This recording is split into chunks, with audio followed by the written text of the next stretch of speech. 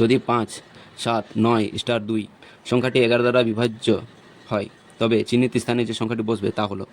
Star চিহ্নে কোন সংখ্যাটি বসবে যেটা এই পুরো সংখ্যাটা 11 দ্বারা বিভাজ্য হবে? তার জন্য 5, 7, 9, স্টার 2 বিজোড় স্থানের সংখ্যাগুলি এবং জোড় স্থানের সংখ্যাগুলি যোগ করতে হবে এবং তাদেরকে বিয়োগ করতে হবে, যাদের বিয়োগফল 11 বা 0 আসতে হবে। তার জন্য 5, 9 এবং 2কে যোগ করে 16 এবং জোড় স্থানের সংখ্যাগুলি 7, সাথে কোন সংখ্যাটা যোগ করলে 16 হবে? 11। 7কে 11 দিয়ে যোগ করলে 16 এবং 16কে 16 দিয়ে মাইনাস করলে আসবে 0।